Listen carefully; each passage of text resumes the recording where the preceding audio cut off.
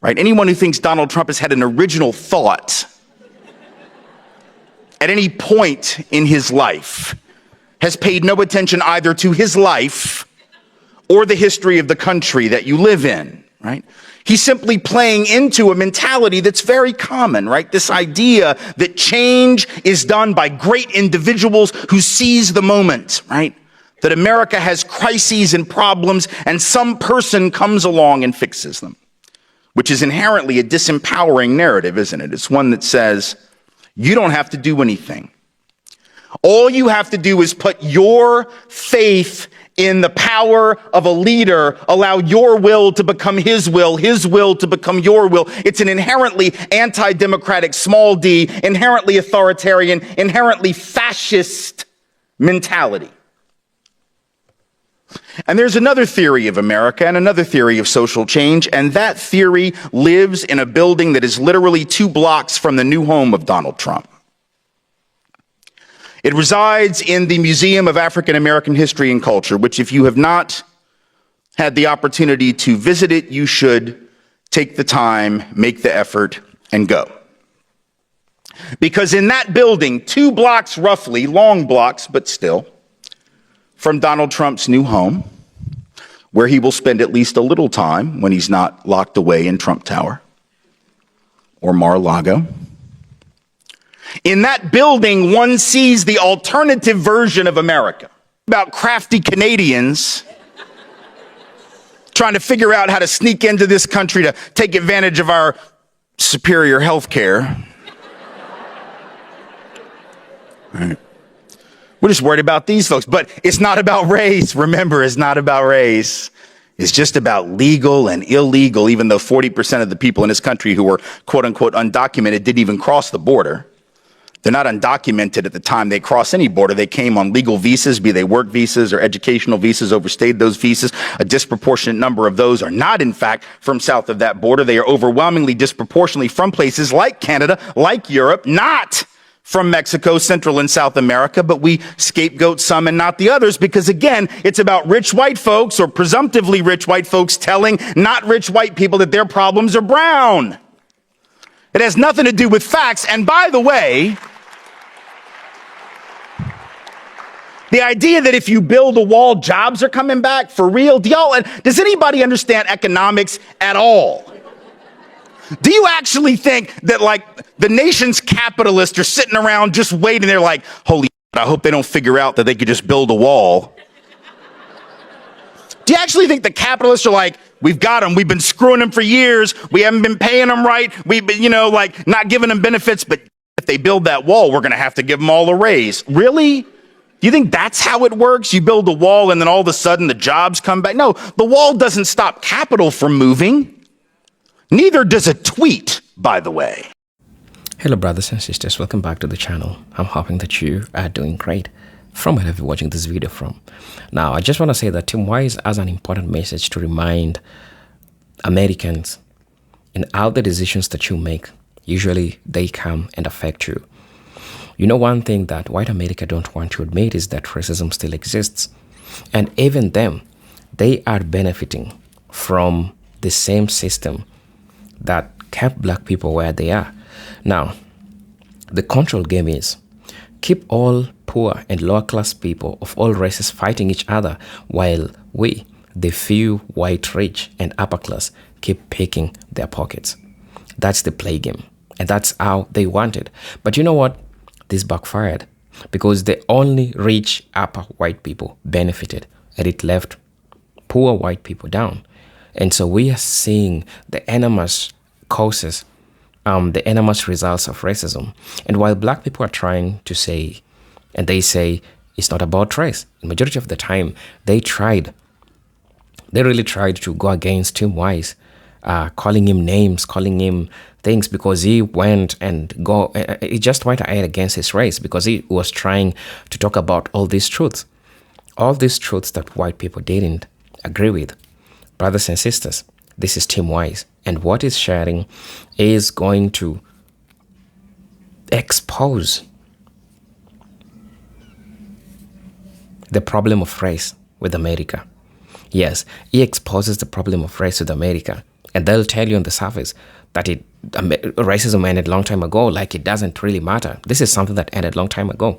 But you know very well that America has a big problem with race. And even if you try check keenly, you are going to see that it is the same problem that has made America to be why it is right now. Brothers and sisters, I want us to watch this video. Then I'm going to be back. I'll be giving my 2 cents in regards to this. And if you're watching me for the first time, I'm asking you to please subscribe to the channel, join the membership, and really get to see what I can offer you. But until then, let me see you in my next video. Some crazy shit right there. That's a lot of people. And y'all are applauding. You have no idea what I'm going to say. That's not true. Some of y'all know exactly what I'm going to say. That's why you came. All right, well, we'll see what happens. First of all, I want to thank all the folks who made this possible. We put this together sort of relatively last minute, couple of weeks, and I really appreciate all the effort that went into making that possible. I want to thank the folks who are here from Surge, showing up for racial justice, who are, as they are in 120 different chapters around this country, working every day to try to engage white folks on these issues of race and trying to figure out how those of us called white in this country can work in solidarity and allyship, real allyship, not just the word, but the deed with people of color. And that's the work we need to do. So for all those white folks who I've been white a really long time, I know the handshake, I know the code words, right? We don't really have code words, folks of color, just so you know, but we might as well.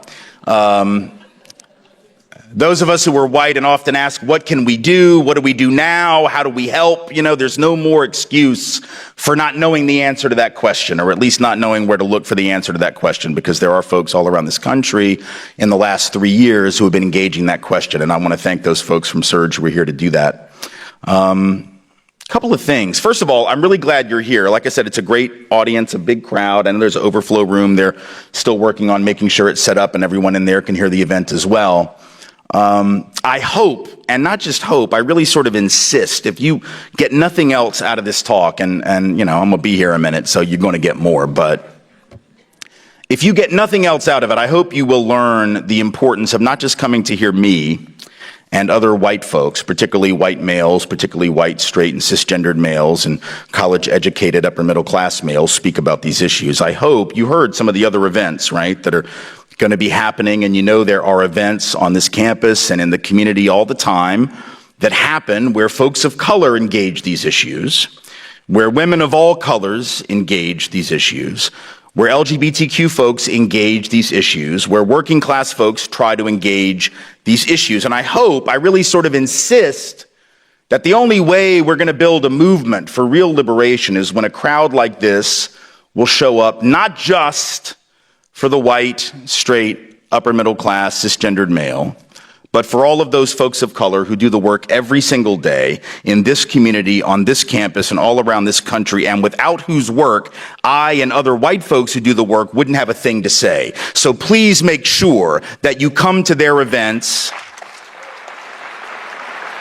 and that you listen to their wisdom. Because even though I've got some stuff to say and I intend to say it, and I intend to say it relatively well, so hang out. It's going to be good, There are a lot of other folks who say a lot of really important things, and they say them every bit as well or better, and sadly they get ignored. So here we are. Little over 8 years ago, when Barack Obama was elected president, I remember that very week, right, going out and speaking to folks, and remember getting emails like that week. I remember this one, all capital letters, red font. So it's going to be bad, right? All capital letters and red font. The person is angry, and they're trying to let you know that they're angry. So the guy's like, ha, ha, ha, ha. Okay, first of all, it's like 6 a.m. Stop with the ha, ha, ha, right? It's too early for that, right? And he says, you're going to have to get a new hustle because, that's what this is when you're in America. It's always a hustle when you fight white supremacy. That's a great way to get rich and famous and powerful. Speaking up against white supremacy is a hell of a plot. That's a great conspiracy, right? You're going to have to get a new hustle, he said, because now that a black man has been elected president, how could racism possibly be a problem?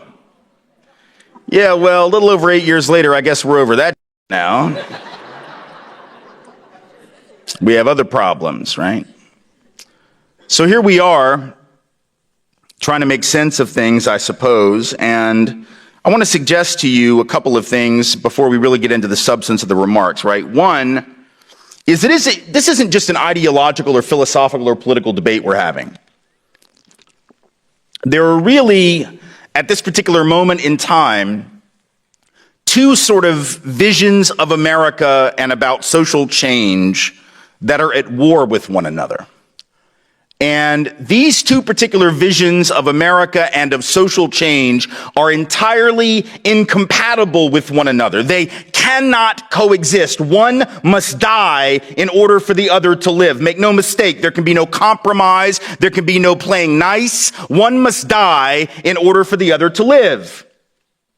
And the two theories of America and social change are basically this. Number one, the sort of great man theory of America and social change, right? Which is a very long-standing theory, this idea that we have problems and along comes some great individual, usually a dude, right?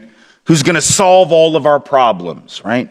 You just elect the right person, you hire the right person, you have the right person in charge of stuff, and things get changed. And that's a very long-standing theory, right? It's actually what we learned, to be honest with you, it's what we were taught, probably going back to like 8th grade American history. Because if you think about how we learned history, it was always a collection of quote unquote great men, right? It was about great generals who fought wars and won certain battles.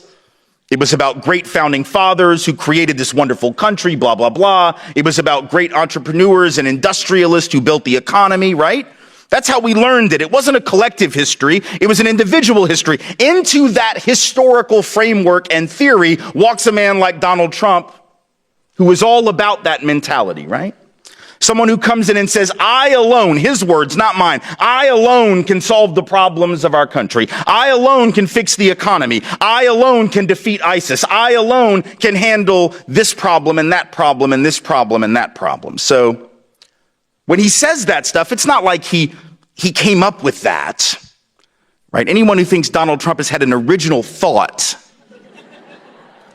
at any point in his life has paid no attention either to his life or the history of the country that you live in, right? He's simply playing into a mentality that's very common, right? This idea that change is done by great individuals who seize the moment, right? That America has crises and problems and some person comes along and fixes them, which is inherently a disempowering narrative, isn't it? It's one that says, you don't have to do anything. All you have to do is put your faith in the power of a leader, allow your will to become his will to become your will. It's an inherently anti-democratic, small d, inherently authoritarian, inherently fascist mentality. And there's another theory of America and another theory of social change, and that theory lives in a building that is literally 2 blocks from the new home of Donald Trump. It resides in the Museum of African American History and Culture, which if you have not had the opportunity to visit it, you should take the time, make the effort, and go. Because in that building, 2 blocks roughly, long blocks, but still, from Donald Trump's new home, where he will spend at least a little time when he's not locked away in Trump Tower or Mar-a-Lago. In that building, one sees the alternative version of America, and most certainly the alternative version of change in a social context. Because what does that building tell us? It tells us about a nation that is about pain amid promise, and promise amid pain. It tells of a country where all of the change that has come has been the result of the collective efforts of committed people waiting on no man, on no great leader to solve their problems. When you walk through that museum, you begin to see how change really happens. It does not come from the top, it comes from the bottom. It comes from the people. You walk into that museum and you begin at the bottom level. They go down 10 stories and start at the bottom with the enslavement of African peoples and work up. It is both symbolic and more than that. It is suggestive of how history unfolds and how change happens. And by the time you get up there, several levels above, right, you begin to see how the collective change, everything that has made this country anything remotely worth defending or supporting, has been the result of the collective action of people who would not settle for the great man, who would not settle for the great leader, who would not settle for the empty promises and the rhetoric of fools. And so you come into one part, and I don't want to spoil it for you, but tickets are hard to get right now, so it might be a minute before you get in, so I'm going to tell you what I have to tell you. There's a part where you come in, there's a statue of Thomas Jefferson, and it's dark. The lighting's about like it is in this room. It's on purpose, right? Statue of Jefferson, and behind him on the wall, lit up quite a bit better than his statue, right, is an engraving on the wall of words from the Declaration of Independence, which he wrote, of course, at least most of it. And the first part of that, right, all men are created equal, endowed by their creator with certain inalienable rights, among these life, liberty, and the pursuit of happiness, right? And those words are lit up, and his statue is in the dark, and behind him is something even darker. There's like this structure, and you can't quite tell what it is when you first come in. It's like these sort of dark, looks like boxes of some sort, almost like the size of shoe boxes, and they're all painted dark, and you don't quite know what they are, and you get a little closer, and you begin to see that they're shoebox-sized bricks, basically, right? They look like bricks. They're intended to be bricks, and they all have names on them. And you get a little closer, and you look at what the names are, and if you don't figure it out within a few seconds, the docents will be happy to tell you what the names and the bricks represent if you haven't figured it out already, right? And all of those bricks, hundreds of them, represent the human beings owned by the man who wrote those words, that all men are created equal, endowed by their creator with certain inalienable rights. So you see, truth and justice doesn't come from the great man, because that man, whom we consider quite great in our American history, owned hundreds of other human beings, violated his own principles. The only reason we're here today is because black folks believed his words more than he believed his words. Know that.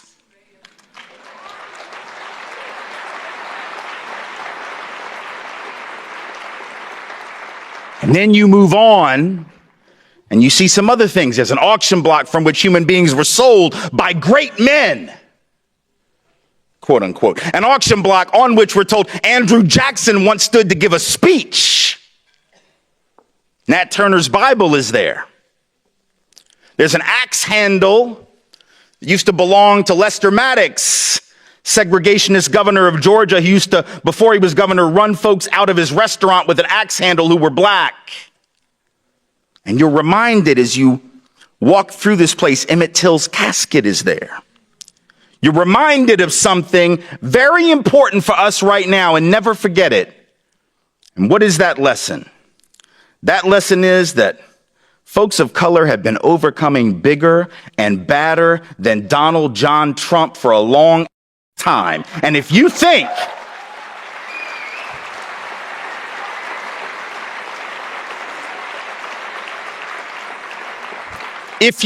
for even 1 minute that this thing is done, if you think for even 1 minute that folks of color are going to fold when they didn't fold for Bull Connor, when they didn't fold for Jim Clark on the Edmund Pettus Bridge in Selma, when they didn't fold when Martin and Malcolm and Medgar were murdered, when they didn't fold when Fannie Lou Hamer was beaten in the jail in Ruleville, I promise you, you have not studied this country's history, and you do not know black and brown people. So this thing right here,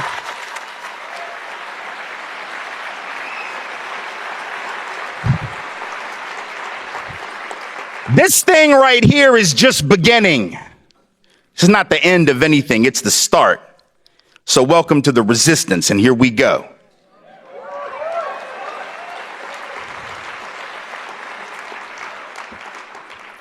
So what does this mean in real terms? See, here's the thing. This is what concerns me.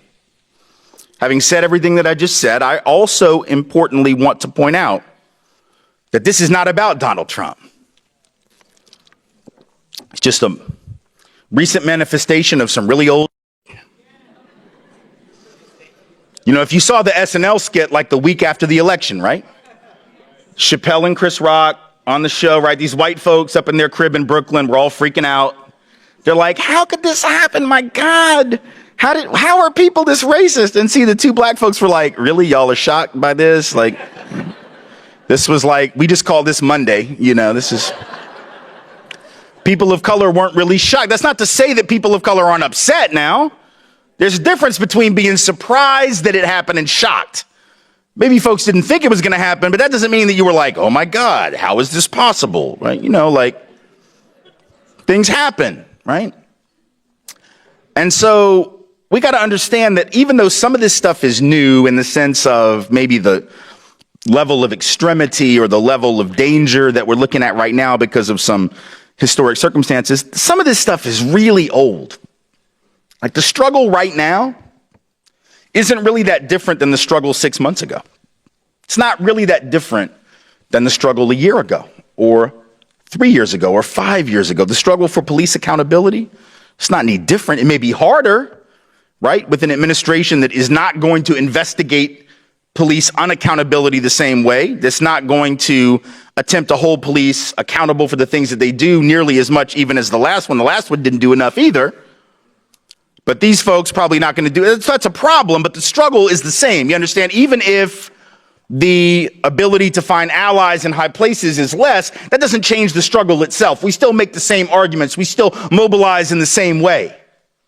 And so if unarmed black folks are 3 times more likely than unarmed white folks to be shot, and that is a fact nationwide, then the struggle is the struggle, whether Donald Trump is president or not, right?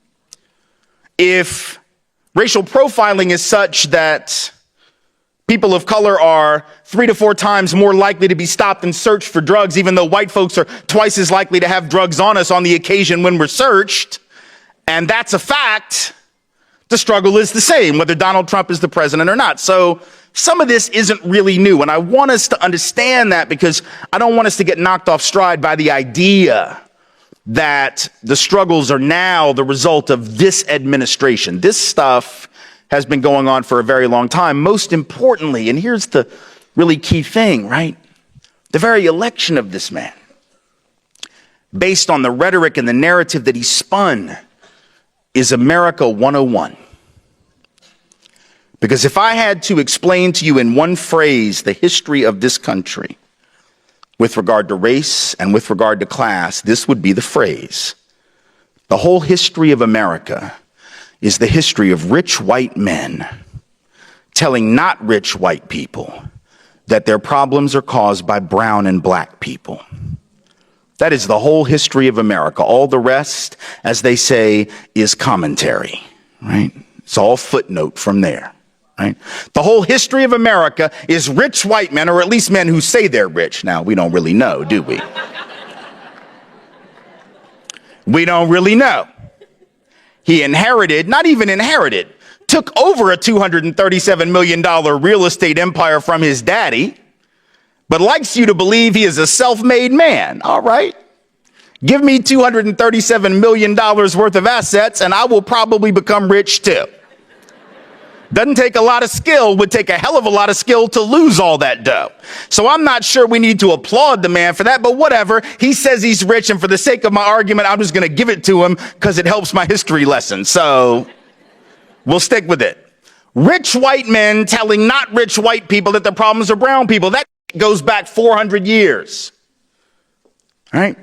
Go back to the 1600s. What do we see in the colonies of what would become the United States? We see rich white people who are very, not even called, first of all, they're not called white yet, because we hadn't created that yet, right? We hadn't thought of that. See, that was some other stuff. We came up with that. We hadn't thought of that yet. There were some rich European people who owned all the land, and among them were what? African enslaved folks and European peasants, many of them indentured servants, right? Just one level above enslavement themselves. And they outnumbered the rich dramatically. In some places, 5 to 1, 10 to 1, other places 2 to 1, but always outnumbered the rich. The rich were always a very small percentage. Just like right now, the top 1/10 of 1% of Americans owns the same amount of stuff as the bottom 90%. Wealth inequality is not really new. It's been the legacy of America. It might be more extreme right now than it's been in the contemporary period, but at the outset of the colonies, that was normative. So you had this handful of rich folks from Europe facing poor Europeans and African enslaved folks and indigenous peoples whose land they were seeking to conquer. And they began to realize something. They were like, holy hell, like this is not going to work forever. Like at some point, these folks are going to figure out that this is sort of for them. Like they're going to want to take our stuff, right? Because they're going to realize we're hurting all of them, not just enslaved African folk and indigenous folk, but even these poor European folks. So what do we do? What do we do? What do we do? Well, we got to come up with something, man. We got to have some kind of a game that we can run on them. What's the game? We got a game. We came up with a game. The game was called The White Race. Right? This game was called, let's create this new fictional thing. We're going to call all these European people white people. Now, you know that's like not real, right? You think that Europeans thought of themselves as one big happy family? This is what's so funny about these white nationalists that are coming out of the woodwork in the wake of the Trump campaign. They act like whiteness has some historical pedigree. The hell, you think Europeans loved each other? Man, we spent most of our time trying to kill each other. The English hated the Irish hated the English. Northern Italians didn't even think that Southern Italians were Italians. Germans hated everybody. And the world felt the same way about them. Europeans spent most of our time trying to kill each other, or in the colonies of what became the United States, trying to figure out who the witch was. That's the history of Europeans. You're a witch. Well, you're a warlock. Well, we're gonna burn you at the stake for not worshiping our Lord the right way. That's sort of what we did, right? So the idea that we were one big team called white people is absurd. Whiteness became a concept created for one reason only, and that was to succor poor, working class, immiserated, peasant Europeans into believing that they actually were on the same team as rich people. So if you tell them, oh, well, you know, you're white now. Oh, yeah, I know. Wow. We've been kicking your ass forever, but now we're going to put you on the slave patrol. Oh, yeah. We're going to give you a horse and a badge and a gun and let you keep those black people in line for us, right? And these working class white folks on the slave patrol, the ancient precursor, if you will, to modern policing, right? Working class folks, see, because the police ain't rich and neither were the folks on the slave patrol. It was who rich people hired to protect their from everybody else. So you get these poor white folks, put them on a horse to control enslaved people to do what? To ask for their papers when you see them out. Let me see your papers. Let me see your identification. Who do you belong to? Ultimate stop and frisk, 16 and 1700 style. Racial profiling, 16 and 1700 style, right? Prove that you belong in this community. Show me that you're legitimately in this community. Prop 187, 1600 and 1700 style. Anti-immigration, 1600 and 1700 style.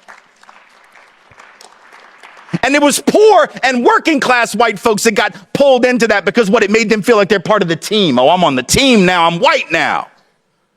For real, because these other white folks, they don't love you. They would starve you. They did back in the old country, but now they gave you a taste of power. They gave you what W.E.B. Du Bois called what? The psychological wage of whiteness. Right? And that won't pay your bills, but it'll make you feel better. It puffs you up, right? It's like, I may not have much, but at least I'm not black. I may not have much, but at least I'm not indigenous. I may not have much, but at least I'm not Mexican when we jack half of their country in a war of aggression that we started. I know that's not... I know that's not what they taught you in 8th grade, but that's how that actually went down. You may not have much, but at least you're not Chinese brought to work on the railroads and build them from dusk to dawn and dawn to dusk to build the transcontinental economy of this country. So you may not have much, but at least you're better than them, see? And so you create that mentality. You divide and conquer working class coalitions. You give European people just a little bit of taste of power and say, those are your enemy. And then that works for generations. And then we come up to the Civil War era, right? And it's still working, right? My folks from the South, I'm from the South, lived in the South all my life. And the only difference between those of us from the South and the rest of y'all is we know that our stinks, see? For real, like, those of us in the South who are white, we know we have an issue. White folks in California, not always clear on that, so y'all need to get clear.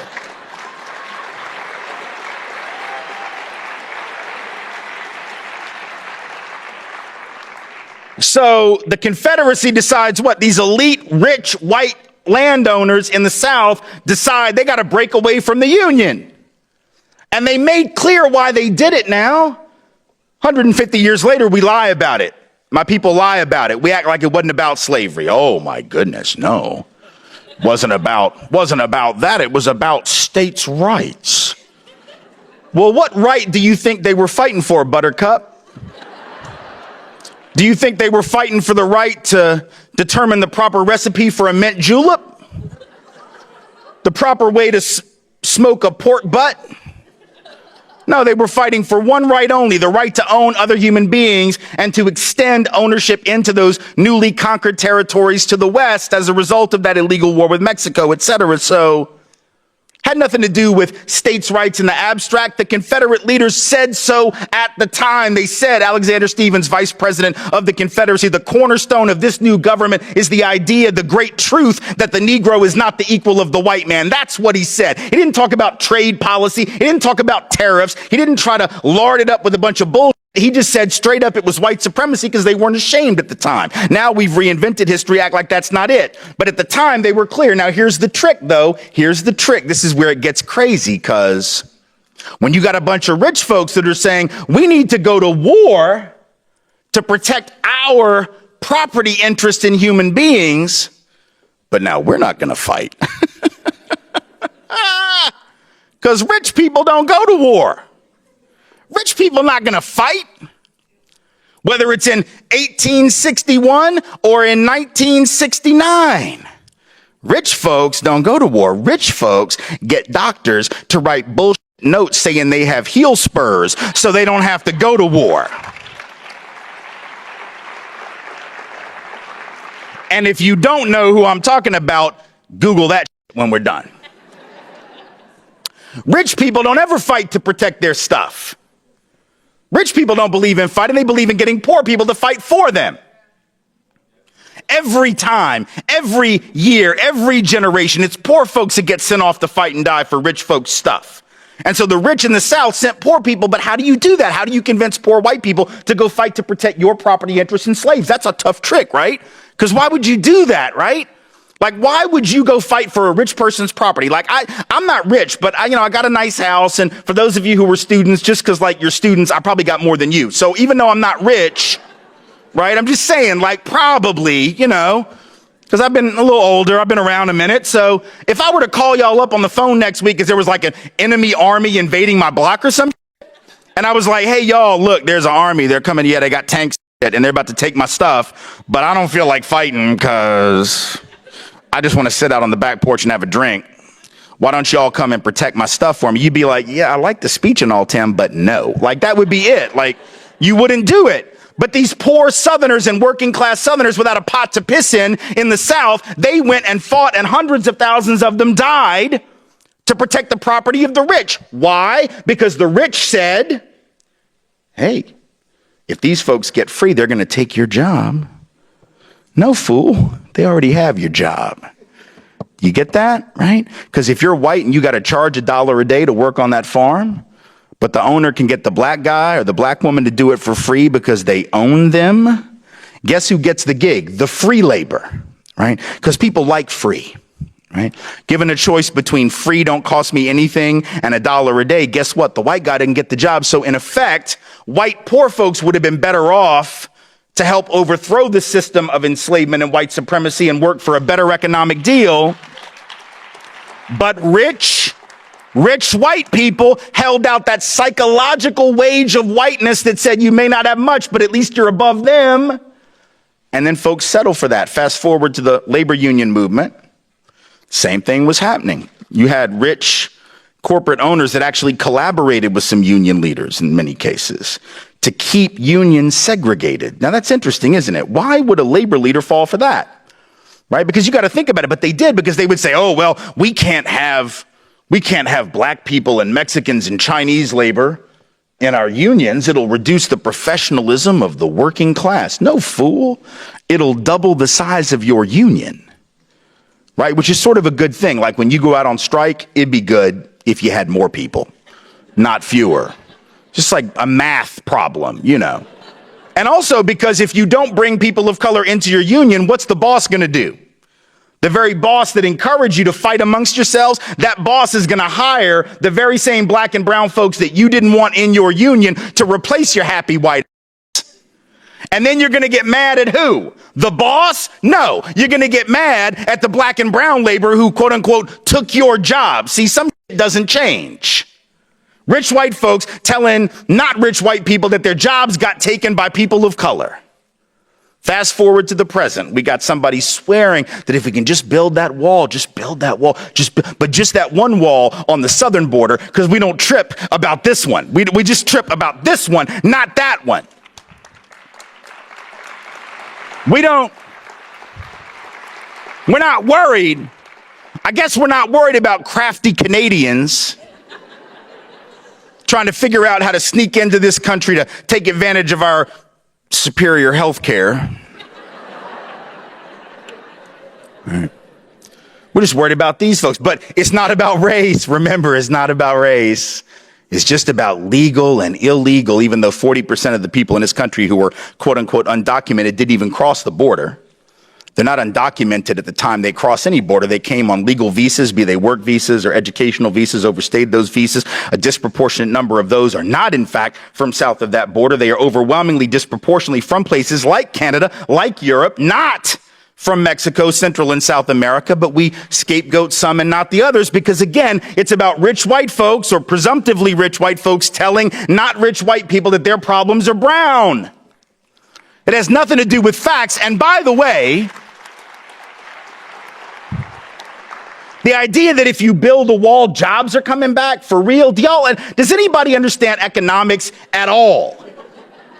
Do you actually think that, like, the nation's capitalists are sitting around just waiting? They're like, holy shit, I hope they don't figure out that they could just build a wall. Do you actually think the capitalists are like, we've got them, we've been screwing them for years, we haven't been paying them right, we've been, not giving them benefits, but if they build that wall, we're going to have to give them all a raise. Really? Do you think that's how it works? You build a wall and then all of a sudden the jobs come back? No, the wall doesn't stop capital from moving. Neither does a tweet, by the way. An angry tweet doesn't actually cause a company to change its plans. If you think that an angry tweet makes a multinational corporation decide, oh, holy hell, well, he's mad at me on Twitter, so I guess we'll just keep the jobs here. You know nothing about economics at all. Right? A tweet's not going to change. Neither is a wall going to change capital mobilization. Capital's always going to be free to cross borders. Goods are always going to be free to cross borders in search of the highest price. Capital in search of the highest return. The only thing a wall does is chain labor to its country of origin. And if you have a policy that chains labor to its country of origin but allows capital to move wherever the hell it wants, so I can still move my company south of the border, I can still move to Sri Lanka to take advantage of less labor protection, environmental protection, etc. All you've done is tilt the game against labor permanently, and not just labor south of the border, but labor north of the border as well. Labor in this country would be far better off to have more folks here who were fighting for justice, who were fighting for better wages, who were fighting for better benefits, not something like a wall or a deportation policy that would limit the ability of those folks to mobilize for radical change. That is not a pro-worker policy, but It is very much in keeping with the mentality that says to those non-rich white folks, your problems are those people. And as long as we can keep folks thinking that, we're not dealing with the real problems. As long as we can keep people focused on that. See, that's the divide and conquer mentality that has existed for generations. There is nothing new about it. And we've been falling for it for hundreds of years to our own detriment. So we have to be prepared to actually deal with that. What does that mean? What does it mean to not know that history? See, it's not just a history lesson, right? It also helps to explain what's going on right now. History, sometimes we don't get why it's relevant. You know, we sit in classes learning history and we think like, why do I need to know this stuff? And I understand, because a lot of times it's taught in a very sterile kind of way and sort of boring way. And it's like, why do I need to know this, right? Why is this important? Why can't we just ignore this? Well, a lot of reasons why you can't. Just as one little point, because, you know, white folks, we love to do this, right? White folks, particularly around race, we like to say things like, why can't black people just get over it? Like, slavery was a long time ago. All right?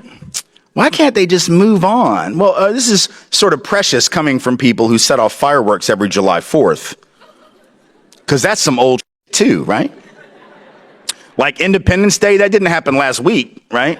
We didn't break away from the British last Thursday. That's some old but we're still celebrating that. So when it's stuff that makes us feel good, we love it. When it's stuff that makes us feel better than others, superior, like we're the greatest people in the greatest country ever struck off from the forehead of God Almighty, oh, we'll remember that forever. We just don't like the stuff that brings us up a little short, makes us look a little less than superior, maybe not quite as good as we'd like to believe. If you don't understand why the past affects the present, particularly around issues like enslavement, putting aside the inheritance of wealth and the lack thereof, part of which is certainly an explanation for why currently the median white wealth is 15 times the median African-American wealth and 11 to 12 times the median Latino wealth. Certainly that has something to do with history, who had access to resources and who didn't. But putting aside that, let's just understand something. The only reason Donald Trump is president right now is because of a little thing called the Electoral College, which was put in place by folks. See, we got this revisionist history that we've been spinning for the last couple of months about the Electoral College. Oh, you know, it was put in there to prevent tyranny. For real, you think? Do you really think that? Because I don't think that. Right? That might have been one of the things that folks were concerned about, but it was also put in because folks like the folks in Virginia, in the bigger slaveholding states, right, didn't want direct democracy or anything even remotely like it because it would have hurt them, because so much of their population was not enfranchised, right? So much of their population in some areas, 40% or over half of the people in some of those slaveholding states were what? Disenfranchised, counted as 3/5 of a human being, not considered people. And if you had anything remotely resembling direct democracy, those states would have been harmed by that. So in fact, the Electoral College was in part a compromise with slaveholding states, states who were dependent upon enslavement as a mechanism of economic development so as to improve their political position vis-a-vis non-slaveholding states. So if you don't understand how slavery, because this is the point, right? Even if you don't think racism was key to Donald Trump's own campaign, which, you know, suggests to me that you might have been asleep for the last several months, even if you believe that, understand that racism in the 1700s, white supremacy embedded in the structure of the country at the founding of the country is most definitely implicated in his election, because without the obeisance to the Electoral College, without that compromise, we know he would not be president right now. So that is why we have to think about the past, and that is why the past affects the present. See, inertia is not just a property of the physical universe. It is also a property of the socioeconomic and the political universe that we have to address. And it's important for us to address that as a systemic matter. See, this is the other problem. We talk about race and racism, right? That I think we got to move through if we're going to be effective. Because ever since the election, it's been very, you know, it's easy, I suppose, for people to, and they ask me this a lot, and you've probably, you know, sort of come up upon these kind of conversations where people are, you know, do you think Donald Trump's a racist? Donald Trump a racist? Are all of his supporters racist? All of these are the wrong questions, right? It isn't really about whether he's a racist or whether his supporters are racist or not. I would never, first of all, assume that all of anybody's supporters are anything. right? I mean, that would just be ignorant. I would never say like, oh, the only reason you would ever vote for Donald Trump is because you're a bigot. Look, not only are not all of Donald Trump's supporters racist, not all of Hillary Clinton's aren't racist. Let's be clear about that. And in fact, in 2008, I remember there were polls that came out like a month before the election, right? Where something like 28% of white Democrats who said, and I assume they were telling the truth, that they were going to vote for Barack Obama in a month or 6 weeks or whatever it was. 28% of white Democrats 6 weeks out from the election said, yeah, I'm going to vote for that guy. But they acknowledged to pollsters that they still believed at least one, if not several racist stereotypes of black people to be true. So what does that mean, right? It means like, yeah, I don't like a lot of them, but that one's okay, right? That's racism 2.0, but it's some updated software, but it's running on the old mainframe.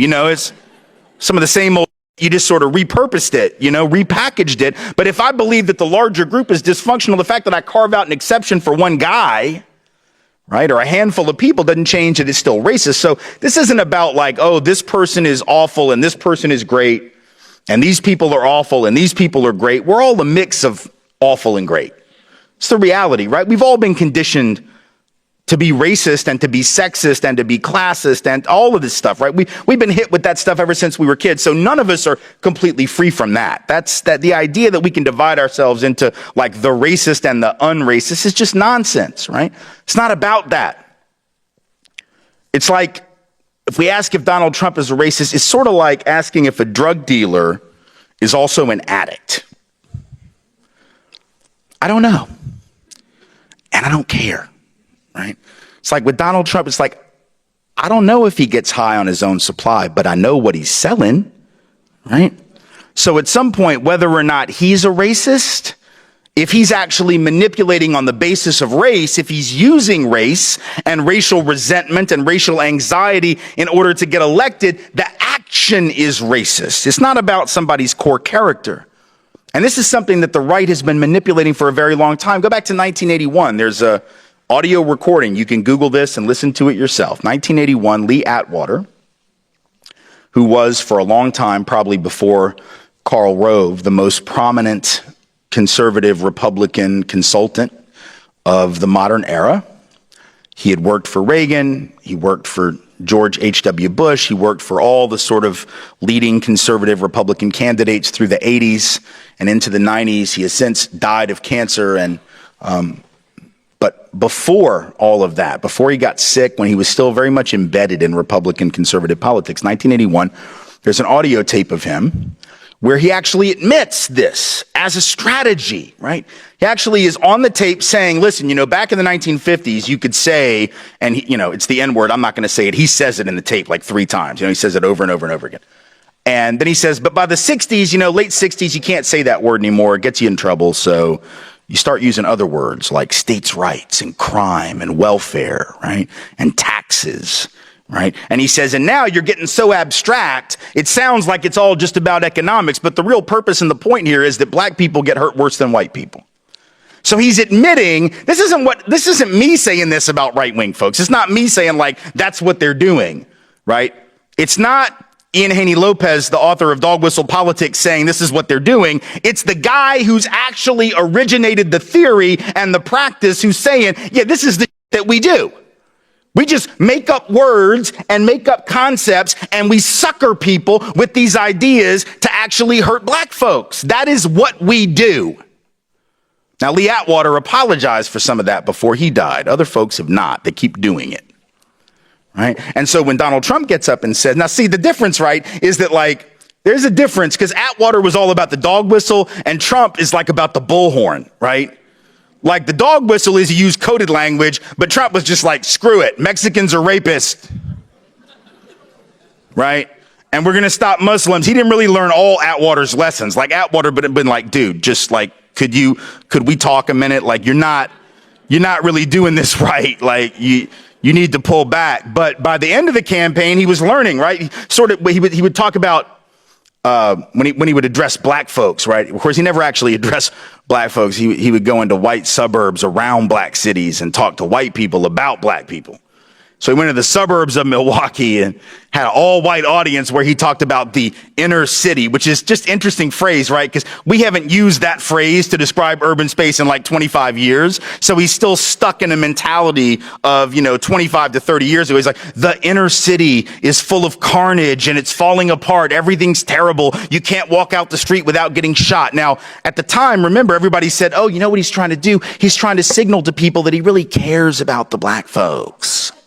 He's trying to signal to those suburban white folks who might want to vote for him, but they're sort of like, oh, I think he's racist, that he's not because he cares about the black. That wasn't what he was doing, right? What he was doing by reminding white folks about how dangerous and dysfunctional and pathological and horrible black folks in the city were was he was reinforcing their stereotypes and saying to them, I'm the one that can solve this problem. He wasn't signaling concern for those communities. He was and he was lying. He was lying because, in fact, violent crime in this country, including in black communities, is roughly half of what it was in the early 90s. That is a fact. And you can look it up and you can argue with him and he will ignore it because facts are fungible to him. And yes, there's been an uptick in the last 2 years in about half of the large metropolitan areas, but the other half, there's been no increase or even a decline in violent crime. Overall, violent crime down. Violent crime even in Chicago, a third below what it was in the early 90s. Violent crime in Los Angeles, 40% below what it was in the early 1990s, or 50% below. Crime in Washington, D.C. at a level it hasn't been seen since 1965. Black male homicide rates lower today than they were in 1950. Now that is what is factual, but we don't want to know about that because we want to paint certain communities as inherently dysfunctional, out of control, filled with carnage, because then we can turn our will over to the great man who can solve all those problems. How? Because he says we're going to do stop and frisk. We're going to turn the police loose, just like we did in New York because it worked so well. Stop and frisk, he says, worked so well in New York. Did it really? No, it didn't work. First of all, it's unconstitutional as hell. That's why it was thrown out. But more importantly, it didn't work at all. 88% of the people that were stopped were people of color, right?